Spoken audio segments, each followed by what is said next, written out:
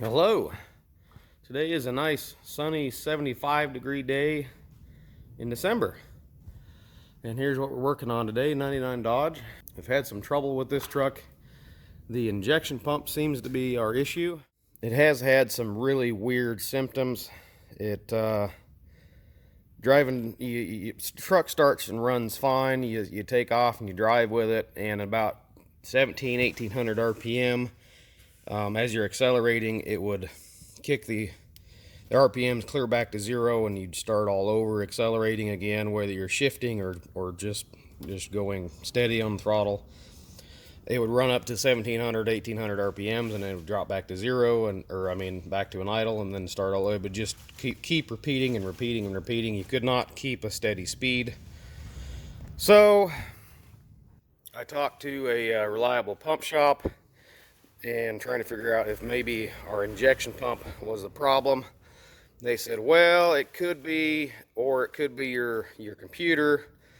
And we had a problem with the wait to start light also. The wait to start light would maybe come on when you first turn on the key, maybe it wouldn't, maybe it'd be 30 seconds out.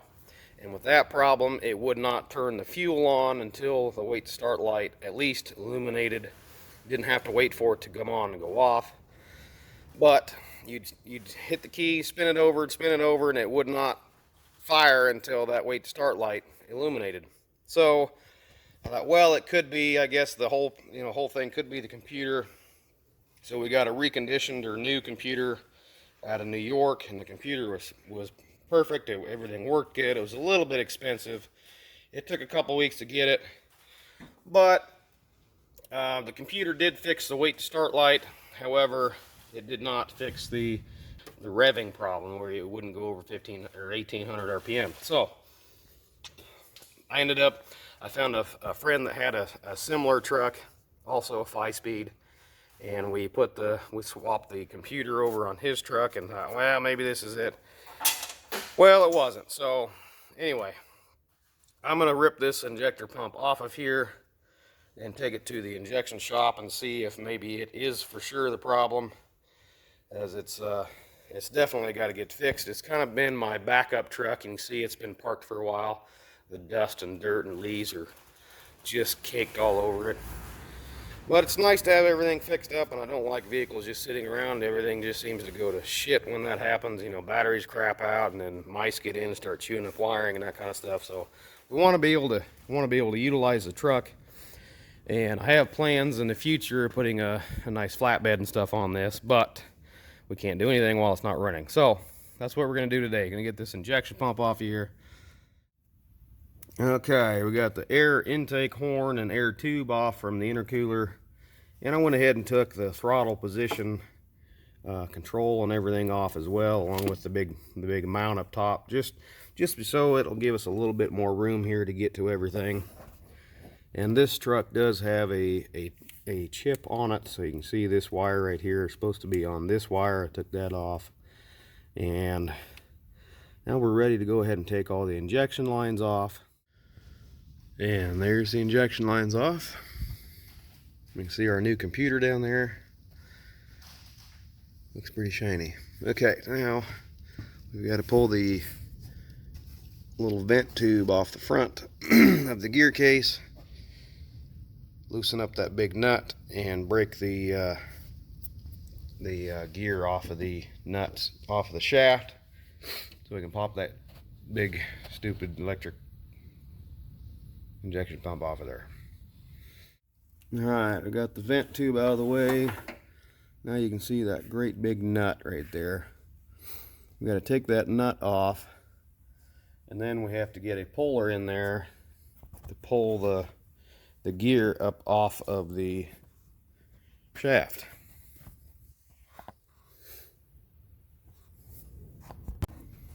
There it is. You can kind of see it there. I'll put our big 1 1/16" on there.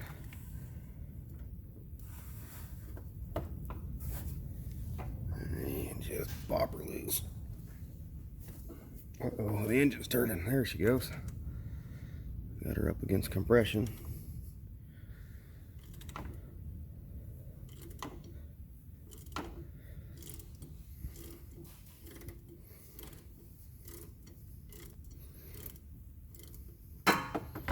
That nut has to be extraordinarily tight, or you risk potential of slipping that gear on the shaft, and that's a no bueno. Not as big of a deal on these electronic trucks, but it's the same style, same setup on the P7100 or P-pump style trucks. And if the gear slips on there, you'll have all kinds of timing problems, because that's how you time the injection pump.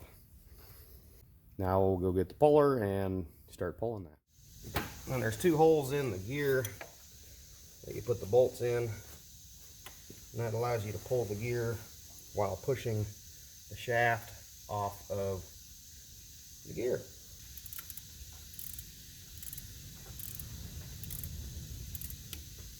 Now I'm going to bring the camera over here so you can see it before it pops off of there.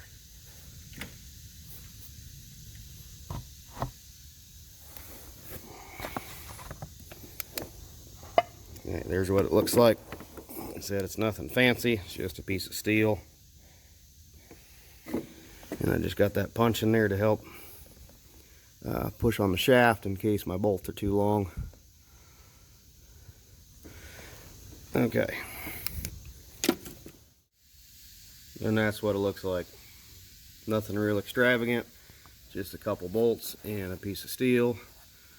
I did evidently not get these quite straight when I first did them, and I oblonged them just to make it a little bit more accurate.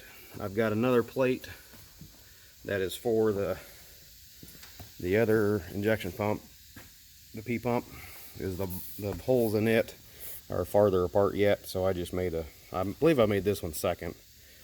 Anyway, that's it. The gear's loose.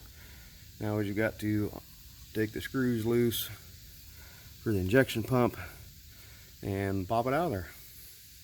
After looking, you see right there, it's supposed to be two studs sticking out with bolts on them, or nuts on them rather.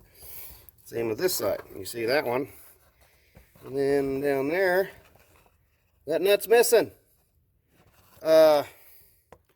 Holy shit, guys! Thing's only got one bolt holding it in there, one stud holding it in. That's kind of serious. And it's not even tight. Wow.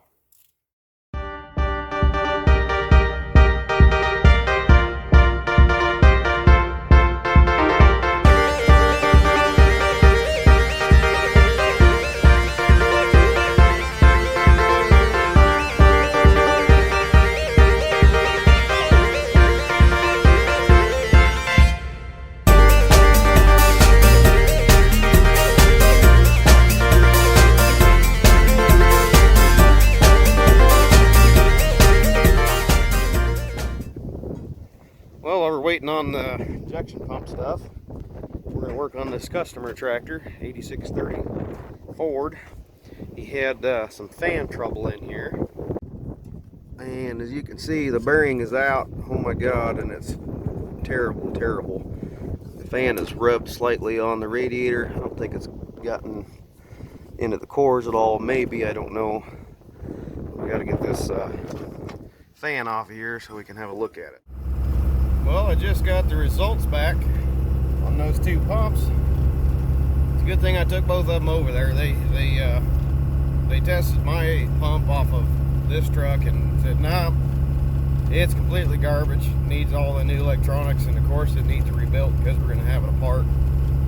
The pump I got from a friend of mine, and he said, yeah, it's not good either. What do they call that? There's some little plate in there. They said that it's throwing a code when they test it. It has to do with the advance of that pump. He said, yeah, but to replace that, says we're gonna have it all apart. We just, well, rebuild it all while we're in there. God dang. So I got two junk BP44 pumps.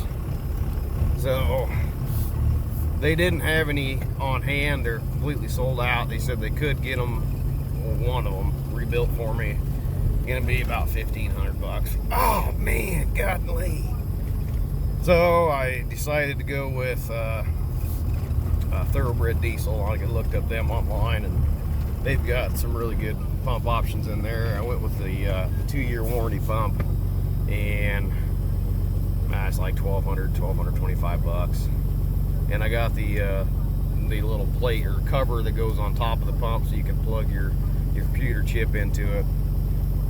This one does have a chip in it, but whoever put it in, they had it in it when we bought it, and they just scotch locked the wire onto it, and that, number one, that'll void the warranty, and I damn sure don't want to do that. So they had that little BD cover plate, they called it, so I just dropped that baby in there, and then you can plug your wire into that instead of screwing up your harness on your pump. So we're gonna go ahead and do that. And driving this big beast yesterday, the stack Dodge, I was moving some cows around, and I hit a bump over here on the bridge, and man, she just started a noise. It's kind of a rattling noise, and they got to looking, and the left side engine mount, there's only 3 bolts in the mount. 2 of them are out.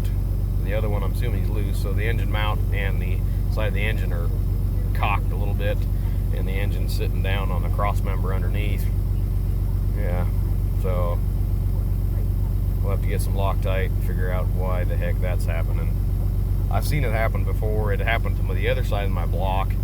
It actually broke one of the on the side of the block. There's some casting nubs sticking out that are threaded for the bolt mounts, and that actually broke the top of that mount out. So I checked the depth of the hole and got some longer bolts, and we Loctited the right side, and now the left side done it. So I don't think it broke any holes, but it's dark in there and you can't really see it, or couldn't see it. So I'm gonna get as close to the shop here as I can and try to get that buttoned up. The Ford over there needs some brakes on the front, so I'm not driving it at the moment either. And I've got a really in-depth plan for that truck for the winter time, so I just don't really feel like driving it right now. So anyway, see if we can get that mount put back on there. All right, I got the intake tube off. I've got the engine lifted here a little bit with the cherry picker.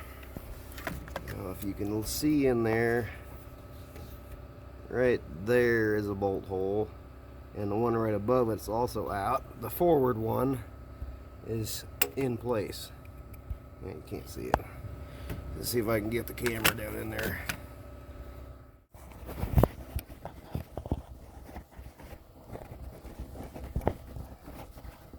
I can't tell where I'm at.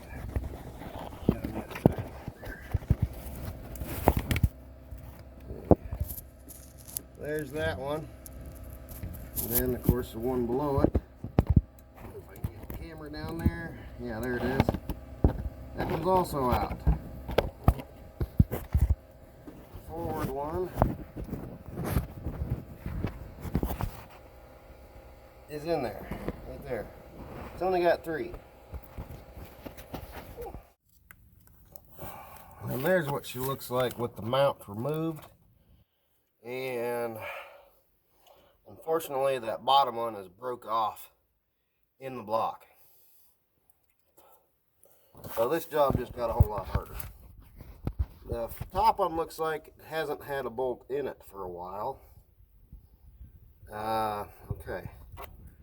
So we'll see if we can get that top one cleaned out and get the block kind of cleaned up here and see what we can do with getting that baby out of there. Okay, we got some good news. Fortunately, when bolts are snug or tight and they break, they usually leave a little hair of thread hanging out past the hole. And that guy was on the top, and I reached in there with a hammer and a little bitty chisel, this guy, and I just nicked on the top of that little hair, and she started to come out. Whew. So that's really fantastic. So I cleaned up everything in here with a brake cleaner and such and blew it off, because I was in fear that we was going to have to weld a nut on it. And if it's coming loose like that, then we won't have to weld a nut to it. Okay. Now I'm watching the screen here. See if you can see it coming out. I got just a little bitty pick here in my hand. Yeah, there we go. See, she's just starting to move just a little bit. Now she's stopped again because I can't do this hardly with one hand. Oh well. Well, it's coming anyway. That's fantastic news. And there you have it. Just that little bitty spur there was left out that we could grab a hold of and was able to unthread her. Now, that being broke off flush with the outside of the block, basically flush, I put my pick in there to see how deep that hole was, and here's what I come up with, right where my fingertip is. So we can put a lot longer bolt in there and be just fine, which is exactly what we're going to do. Okay, get a longer bolt in there, get a few more threads, be a little bit stouter. And here's what the bolts are supposed to look like. Flange head metric bolt. At least I should turn around the other way. So even that one was pretty loose. You can see by the wear on the threads here, she's wearing on that puppy. She's probably going to break before too long also. But let's go ahead and put a bolt in that's got that much more thread on her and get a little more holding capability on her. So I don't have any of these bolts. I'm gonna have to go to town and hopefully I can find some flange heads. Flange heads really work the best because they're kind of hard to get a socket on in there, and the flange heads allow you to have just as big of a clamping area with a smaller head. So let's go see if we can find some of those. Okay, here's what I was able to find in town. Here's my original bolt. She's 35 millimeter long. I know or at least I'm guessing my hole is about 45 millimeters deep. So I went and got some 40 millimeters here, these first 6, and some 45 millimeters. These other 6 over here. I really would like to use these black ones because they have the same head size as what was originally in there, 15 millimeter head. These other 45s here have a little bit different shank on them rather than being fully threaded like these black ones, but they have an 18 mil head, and I don't know if that'll work. So I got a couple different options here. I'm going to try to go ahead and put these 45s or these 40s in here. I'm going to get that mounted back up there, and then just for fun I'm going to try and see if a 45 will go all the way in or if it's going to bottom out. I don't think it will. But yeah, we're going to try it. We're going to get that thing mounted back up and try it and see what we can get in there, because I want as much thread in that hole as I can get. You can see by the bolt here, our original one, she's not even, I mean, right here is the edge of our bracket, so it's only got this much in the block. So if I can lengthen that baby out, you know, a little longer, get us a little more thread in there, get the rest of that put in the block, that would be a lot stronger hold in there. And we're going to also put some Loctite in it because I don't want this happening again. It seems to be easiest to crawl underneath here to get her mounted up. Hopefully it's not going to be too difficult because it is getting kind of windy again. So yeah, it's getting fun since I can't get the truck in the shop because that one's not done yet. So anyway, let's get after it. These are the longer ones. They are not going to work. Run this one in by hand, and you can see on that thread right there, she hit the back side of the hole and wasn't going to go in and was still loose on the bracket. So back that one back out, put the shorter 40s in there instead of these longer ones, 40 millimeter length, and got her all snugged up. And now, let's see if I can show you the light in there. Now she's back to being where she's supposed to be. You can see the bottom bolt. That one is the most difficult, as there just isn't really enough room in there for your ratchet, or the wrench is extremely pain in the butt because you just can't get enough rotation on the wrench to be very quick and wear your hand out. But I was able to, with the engine lifted up, I could get the ratchet on it and get just a tiny little, I think it was 3 hits on the ratchet, and it is a fine tooth.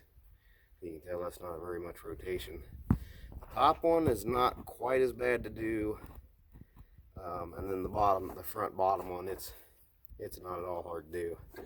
Just that back bottom one's a real pain in the butt. So they're all 3 in. I've got the big motor mount bolt there. She is tight, and we're just ready to button her back up and get the air tube back on. So anyway, well, this old girl's done, and the black one in front of me here, I'm not supposed to get the injection pump for I think a couple, 2 or 3 more days yet, so it's going to be getting right up close to Christmas, and that's going to, of course, postpone us till probably about the first year before we can get that one done. But this one's done, and after driving the Ford to town, I really don't want to drive it anymore until we get the brakes done, at least, because if you got to stop fast, it's shaking the steering wheel so dang bad. Which, I don't know, we're gonna have to put calipers or something on it, as I did the brakes on it just not quite a year ago, and put new rotors on both sides on the front when we did it, because they were shaking really bad. But something's causing them to goof up, so we're gonna have to check those rotors out and see what the heck's, or the calipers rather, check the calipers out and see why the heck it's burning up those rotors. So probably have to just replace them. But anyway, we got the old Cummins done. Now I can drive her again as my daily driver for the winter time. Got our new wheels put on, new tires put on. They really bite pretty good. Anyway, this girl's done. She's ready to go back outside. And until next time, guys, see you later.